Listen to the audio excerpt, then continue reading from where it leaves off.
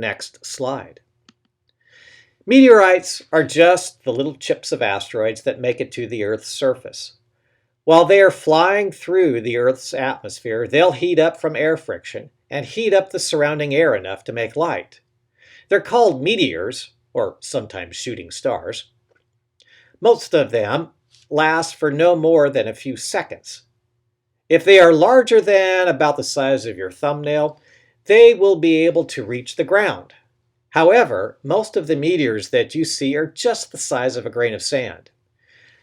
You can get an idea of the effect of friction by rubbing your hands very, very quickly for just 10 to 20 seconds. Your hands will feel quite warm just from that friction. Now imagine how much friction heat you'd get from something that is moving through the air at thousands of miles an hour. Meteorites are so important because most of them are primitive. They are unchanged since they first formed 4.6 billion years ago. They have not erased their birth records. So by studying these objects, we can get an idea of the chemical composition and the temperature and the density of different parts of the early solar nebula from which they formed. Like the asteroids, we can group the meteorites into three basic types that are related to the asteroids that they would have come from. The most common type are the stones, which are basically silicate rocks, so they're coming from the S-type asteroids. About 95 to 97% of the ones that fall to the Earth, pulled in by the Earth's gravity, are the stones. There is a subgroup of them that are carbonaceous meteorites, having a large amount of carbon compounds in them, and come from the C-type asteroids. A large fraction of the carbonaceous meteorites also have round, glassy features in them called chondrules. So they are called carbonaceous chondrites. They are really the oldest of the already old meteorites. The rarest of the meteorite types are the stony irons. They are made of a mixture of silicates and iron and nickel coming from S/M type asteroids, and they only make up about 1% of the meteorites that fall to the Earth. Finally, we have the irons that make up only about 2 to 3% of the ones that fall to Earth.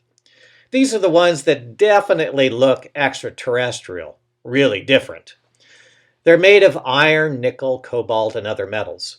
If you were to find one of them on the surface of the rock, you would say, yeah, that definitely is different than a regular old Earth rock. The stones are easily overlooked because they look like regular old Earth rocks, but the irons, oh yeah, very different.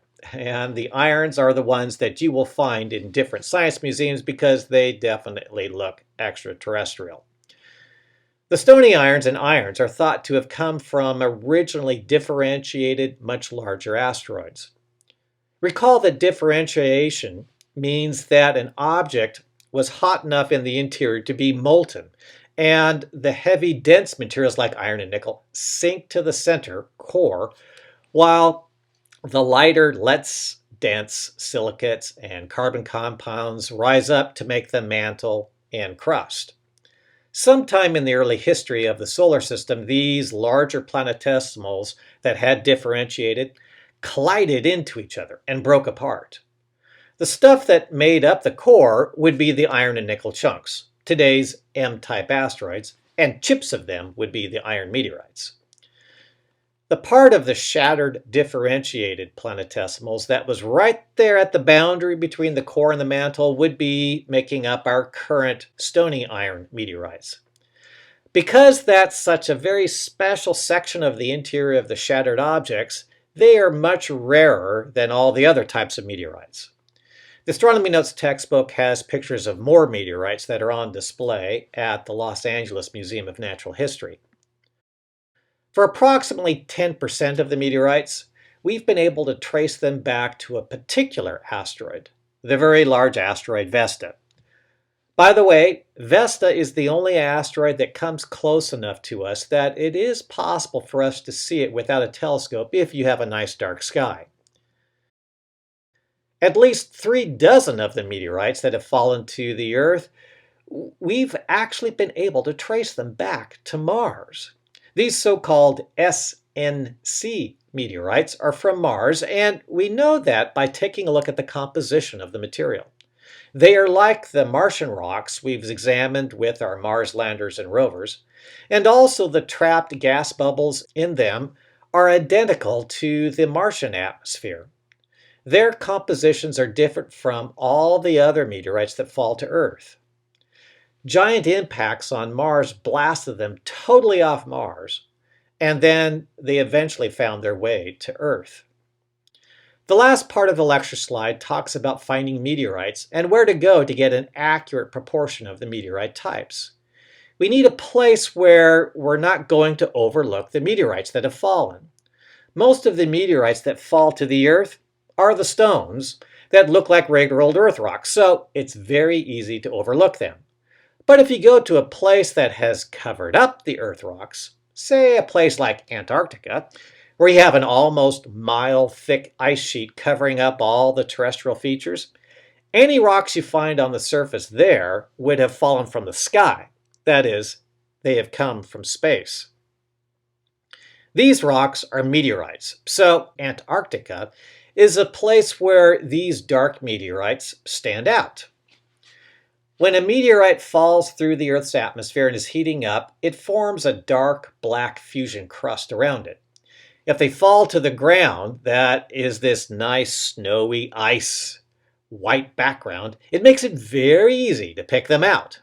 Because of that, we're not going to overlook them when we are hunting for meteorites. If we were on another place on the Earth, we would very likely overlook them, but going to Antarctica, we get an unbiased sample of the meteorite population. And those percentages that I gave you a bit ago, the stones being 95 to 97%, and then the irons being about 2 to 3%, those numbers are based on the populations that we found there in Antarctica.